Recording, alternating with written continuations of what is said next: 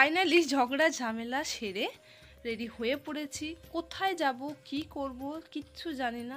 আমার বেরোনোর কথা, বেরোনোর জন্য বাধ্য করেছে, বেরোবো। তো যাই হোক, ঘরে রান্নাবান্না তো হয়নি, পেট পুজোটা তো করতেই হবে, সাথে বাচ্চাটাও আছে। তো এই যে ফাইনালি বাইক নিয়ে বেরিয়ে পড়েছে।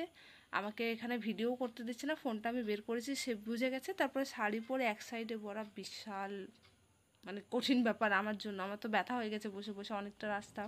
তো যাই হোক, এই যে এখানে এসে দাঁড়িয়েছে যাদবপুরে হোটেল নয়, রেস্টুরেন্ট সাবিকিয়ানা। ভেবেছিলাম কোথায় নিয়ে যাবে কি করাবে জানি না। তো যাই হোক, ভালো একটা রেস্টুরেন্টে এনে দাঁড় করিয়েছে। এই যে ভেতরে ঢুকছি, এর আগে আমরা কখনো এখানে আসিনি, এই প্রথমবার এলাম। তো এই যে এসে এখানে বসে পড়েছি তিনজনে, পাশে আরও ছিলেন লোক, সবাই এই পাশে পাশে সবাই খাচ্ছেন। তো আমরা এসে এই যে প্রথমে দেখছি কি নেওয়া যায় না নেওয়া যায়। আর মাহির বারবার এইখান দিয়ে ওই পার করে যাচ্ছে, ওর তো বদমাইশির কোনো শেষ নেই। তো যাই হোক, কি নেওয়া যায় শেষ পর্যন্ত আমরা ঠিক করলাম মাটন থালি। এই যে 299-এর মাটন থালি ছিল, তো সেটাই নিচ্ছি। সেটা আবার নন শেয়ারেবল ছিল, মানে দুটোই নিতে হবে।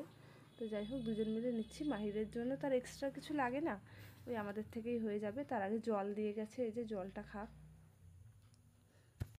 এবার আমি বসে বসে ভাবছি, শুধু কি খাইয়েই বাড়ি নিয়ে চলে যাবে? এত যে সাজুগুজু করলাম, করবেটা কি? আর কি কোথাও নিয়ে যাবে নাকি এইটুকু এসে যাদবপুর এসে খেয়ে বাড়ি চলে যাব? এই চিন্তা ভাবনা করছি বসে বসে।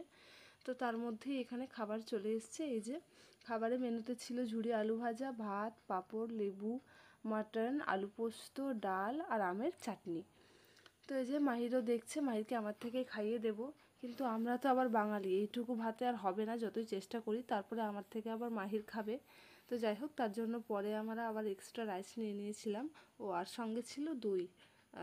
দইটা কি মিষ্টি না টক বুঝতে পারিনি, হালকা মিষ্টিও ছিল টকও ছিল। তো মোটামুটি ভালোই চলে, এবার খাওয়া শুরু করি।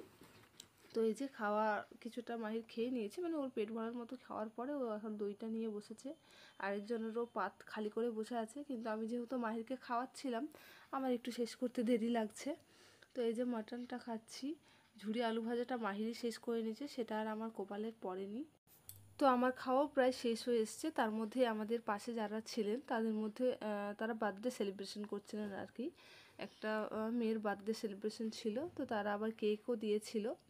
তো কেক খেলাম, তাকে বার্থডে উইশ করলাম। তারপরে এই যে মাহিরের কাণ্ড কারখানা দেখতেই পাচ্ছ। তো খাওয়া হয়ে গেছে, চলো এবার পেমেন্ট করে বেরিয়ে পড়তে হবে। তো এই যে ওয়াশরুমে এসেছি, হাত ধুয়েছি, এত বড় আয়না রয়েছে, এইসব করবো না সেটা তো আর হতে পারে না। তো এইসব একটু করে নিই। তারপর এবার তোমরা বলো দেখি, আমাকে কি খাইয়ে বাড়ি নিয়ে চলে যাবে নাকি আর অন্য কোথাও নিয়ে যাবে? তোমাদের কি মনে হচ্ছে তোমরা গেস করো, কমেন্ট করবে। টাটা।